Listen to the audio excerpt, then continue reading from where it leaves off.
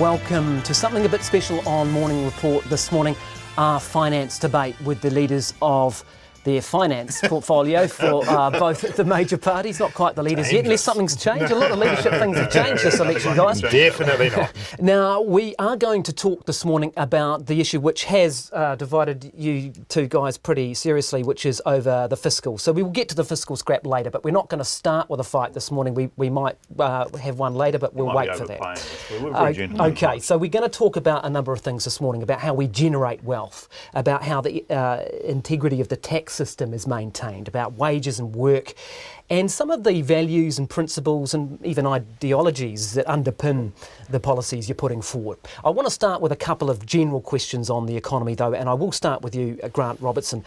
Do you agree with this assessment of the economy? Quote, on most measures, certainly international experts would give New Zealand the tick.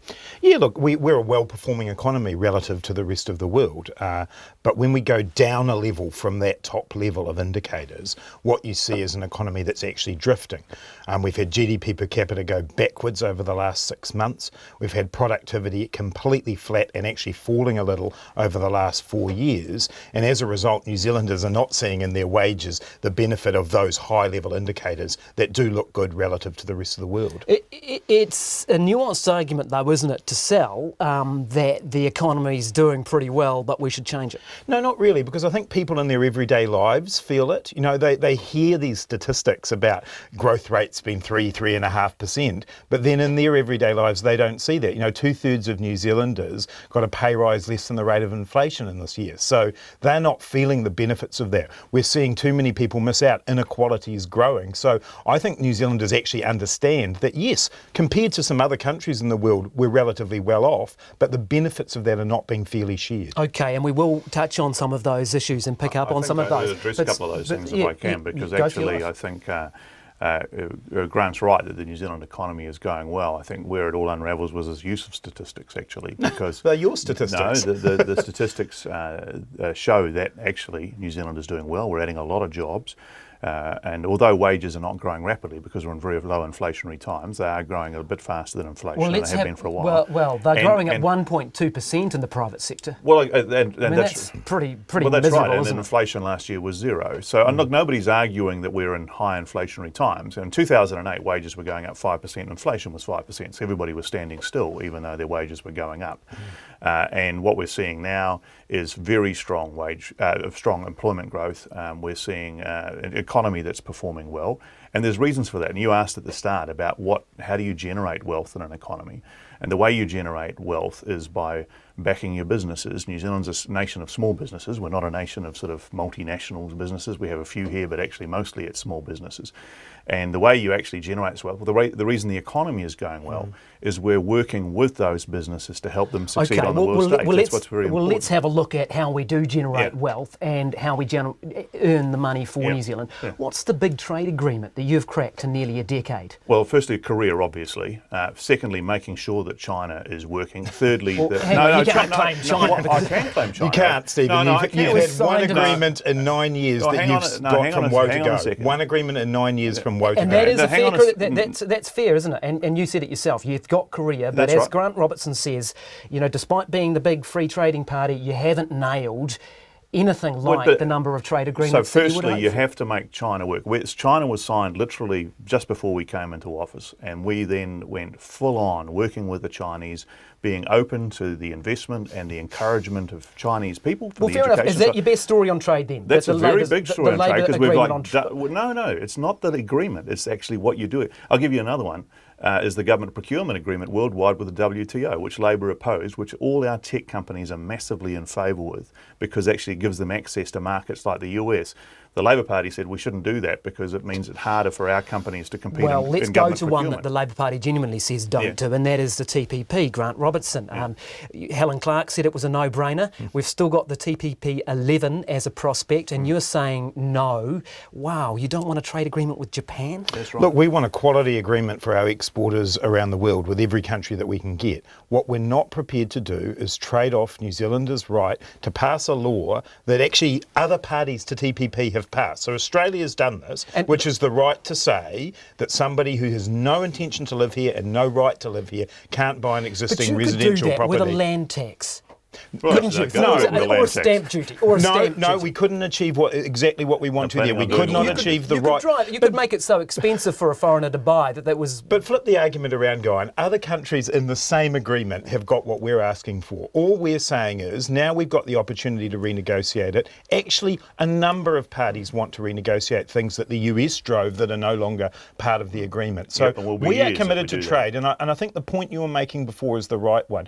We've negotiated good quality trade agreements like the China agreement. Labor remains committed to that, but we also remain committed to protecting our right to make the laws in our Okay, interest. so just for clarity's purpose for our listeners, you're saying at the moment no to TPP? As it stands, yes. Well, I think there's your big issue, because we have an opportunity over the next few months as 11 countries to decide to move together to ratify TPP and get those 11 countries. So will you protect our right to do that, Steve? Let me have a few words, because the reality of it is, if we all decide that we want to bring our negotiating positions back to the table, and there's 11 countries and we're one of the smallest, then actually it'll be years and years and years before we go there again. It's because everybody has things they'd like to change. Okay, well, and it's a trade agreement. Robertson, So I suppose the question would be, if you go to Vietnam as a government, if we get to go to Vietnam as a government, we'll be saying, come on everybody, we've all got little things we don't like about this agreement, and New Zealand has things we don't like. It's trade agreements, it's how you work. We're going to jump together and make this happen now. Yeah. And I suppose the question for Grant was, if he was in that position, would he say no? Actually, everybody else is saying I'd do it, but I wouldn't. Yeah, no, what we would do is negotiate in the best interests of New Zealanders, as we did when we negotiated that's what you do in all trade deals. But Stephen, it's changed. The world's changed. The US is not there anymore. Why not stand up for New Zealanders and get us the same deal that Australia's got? Because we're standing up for New Zealanders. Every trade deal, and I don't know why you haven't quite picked up on this, but every trade deal involves compromise. Yeah. Every trade deal involves compromise, and New Zealand has already been through a long process with TPP. And every agreement we have, the game's changed. So we should get on with it. And Stephen Joyce wants to keep going on that. I think we've arrived at a landing on that, as they say. Sure. If we look at what's happening on trade in Queensland right now, where they're saying that they would favour local bidders for public contracts by up to 30% against outside bidders. Jacinda Ardern has talked about retaliating against Australia in the tertiary space, where she's saying we would lock your guys out of tertiary here if you do it to us. I mean, would you take a similar approach on something like that? On the Queensland thing? Yeah. Look, no. I mean, what I think there is that in New Zealand, the government spends in excess of $40 billion a year buying goods and services, procuring things on our behalf.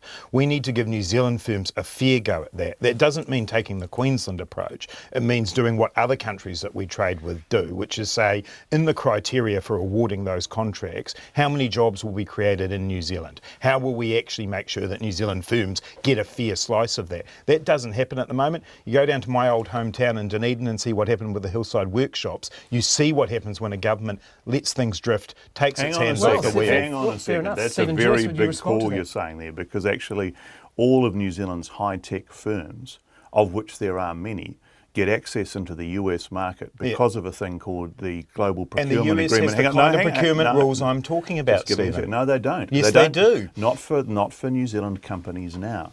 And if you're saying that Fisher & Paykel Healthcare and all these other tech companies would have to effectively go to the US, we've just negotiated that they can do everything from here and have the jobs here. And nothing will change with that. No, you're not, because actually nothing will change, because the countries we're doing that with have the same kind of rules I'm talking about, which is actually just giving New Zealand firms a fair go. Not for the WTO. No, hang on a second. No, hang on a second. WTO, Government Procurement Agreements, it allows our tech firms to go to countries and requires countries to provide access to our tech. What are you going to do with Queensland?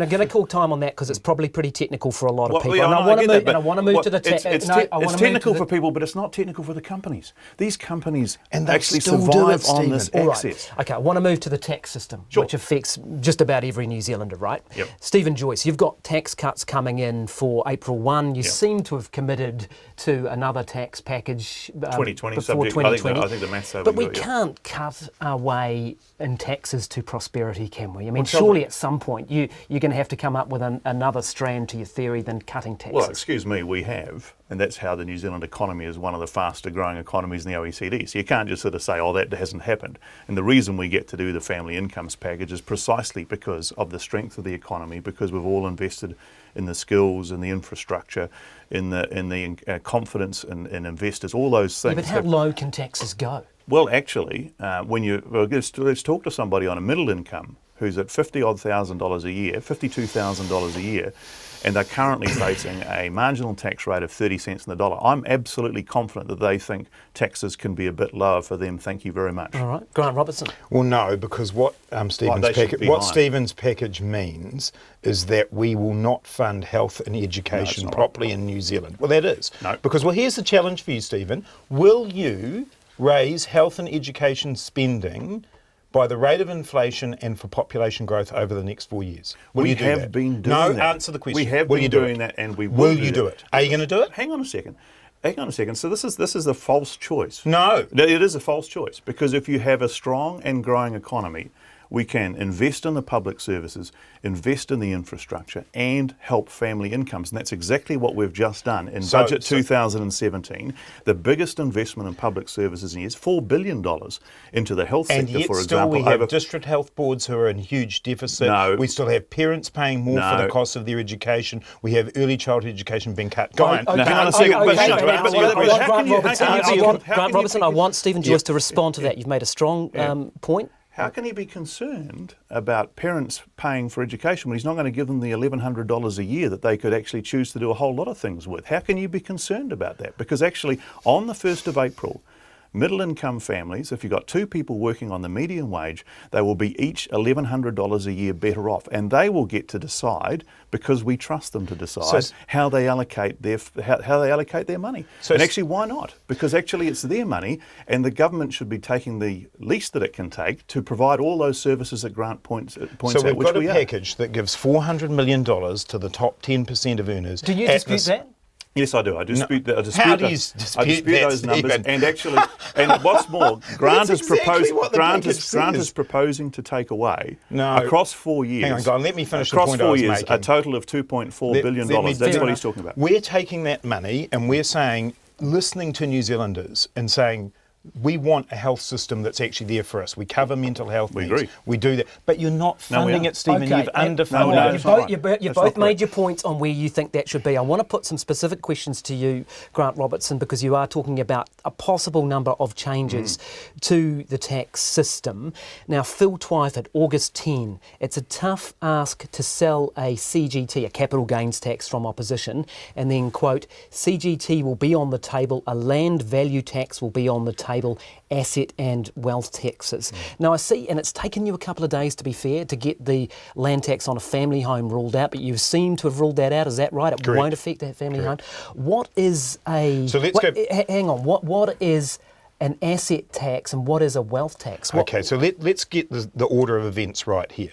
So Stephen's government introduced a tax. Let me finish. I've just started. I will get to it, but it's important to get the sequence of events right. Stephen's government introduced a tax. If you flipped your property, and you're going to go to 5 years. I reckon everyone knows that. Okay, let's be really clear that that's the policy Labor is taking into this election. What we're then doing is setting up a tax working group, which is exactly what National did when they came in 2008, and the mandate for that group is to get a better balance in our tax system.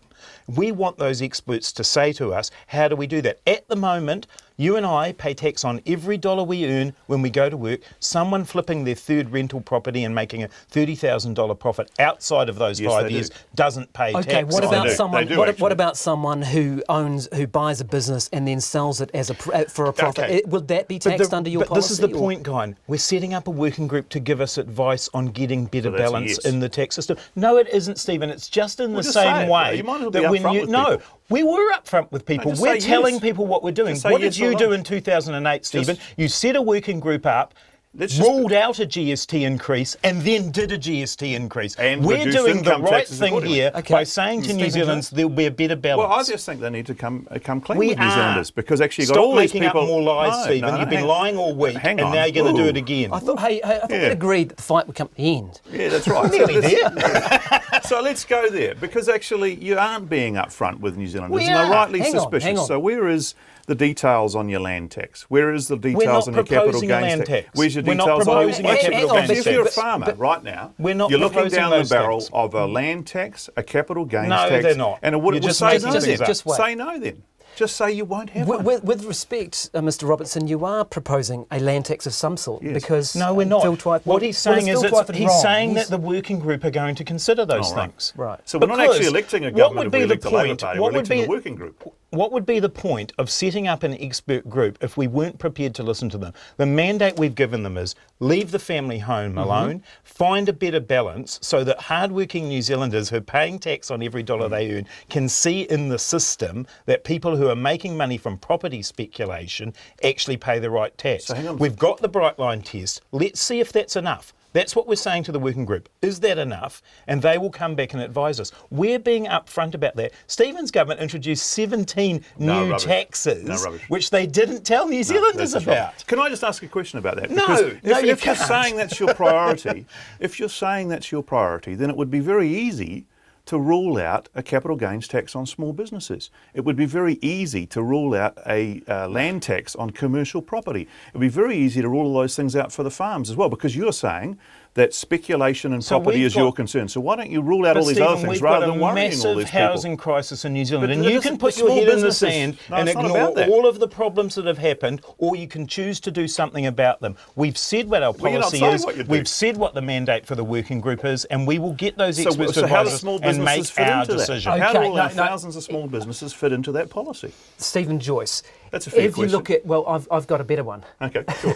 Well, of course, you're the interviewer. That's your right. job. Well, at some points in this interview, I am. Although you guys are Well, we- fast yeah, we thinking. just If you want to go and get a Yeah. coffee going, we'll just carry that's on. right. That's right. Why is it, to pick up on Grant's point, I think that's underlying his policy or his principle on this, why is it that I, as a worker, pay tax on my income, yet if I buy and sell a business, for example, or I buy and sell a farm and make a big profit in some cases, why is it fair that I don't pay tax on that? Well, don't What is forget- the principle of fairness underlying that? Well, the principle of fairness is that everybody who owns a business, if they take income out of that business, they pay tax on that the same as everybody else. If they, so that's really important. And the business itself pays tax. It pays tax on the profits that are obtained from the business. Yeah, but no tax on the capital gain. Why is that fair? Well, because that's the gain that actually occurs by somebody's work through the business. Yeah, I know, but that's- the gain that I get from working, I pay tax on it. So why is it fair to Well, have actually, no it's tax actually on something well. If you when sell you've earned a lot of money your on it? business, and it's you actually the thing that you get paid for is the future profits on that business, where tax is already deducted. So why does So that's every the other reality of country? it. Why does every other country in the OECD, bar two others and us, have these taxes? Why do they do that? And that's we're right back to it. No, because but why actually don't you now answer Grant that? is making Okay, the no, argument but I'm whether he asking, wants to have I'm a capital asking you a gains tax question, on small Stephen. businesses. He just won't tell anybody that he does. You know, and this is the point, Guyon. It is about fairness, and it actually is about looking at the causes of inequality. So we'll put you down So for the a capital causes of gains tax. inequality are the fact at the moment the biggest driver of inequality in New Zealand is actually to do with housing and the fact we've got the lowest home ownership rates in the world. Why not look at what can be done to correct We that haven't got the balance lowest and create home the ownership fairness? rates. Yes, we do, Stephen. No, we don't. Yes, we don't do. actually have the in lowest 60 at all. years, we have the lowest Well, home you're ownership rate that deliberately we've had in ignoring, Well, so you're 60 deliberately years. ignoring this- trust this properties. is Can I a- ask you a question about your capital gains tax? Because on Stephen, trust, don't go here. We've No, got a I working think group so. to I look think at it's it. fair. No, it's not. Well, actually, we've got a somebody working that's group got to their look at home, it. their family home in a trust will be very interested in the answer to this question. So No, somebody who's got their family home in a We've trust, ruled would they out be the subject family to you? home being I affected, think Stephen. that's- I We've think ruled that's out what the John family Key- I home. think that's what John Yes, we've Key asked ruled in the out the last family home debate. being affected. What about on the land No, tax? No, no, you no, don't no, get to no, do this, no, Stephen. hang on, and both of you- Because you're hang on, not being hang on. clear Public about want your to do policy. it. You're not being All right. clear about your policy, Nothing is Stephen. going to be clear for either of you guys or our listeners if we keep shouting over each other, okay? Now, I want to pick up on an audience question because this is about the audience in the end. And this that we've got two in this section. Kerr Rice says to you, Stephen Joyce, that he's living in Wellington with his wife and 3 kids under 10. He's got a great job and earns well over the medium wage. But we are still renting, he says, and don't see a way to buy a house anytime soon. What can you do for him? A number of things. Firstly, we want to increase his income. That's really important for him and his family, and the family incomes tax package will help, I'd say significantly. Don't know all the details of his life. But $26 a week. Well, no, but I'm looking at the family circumstances. It could actually be significantly more than that, depending on, for example, the family tax credits of working for families and also the accommodation supplement. I don't know the details, but I'd say that would be more than that. And then that's in the short term.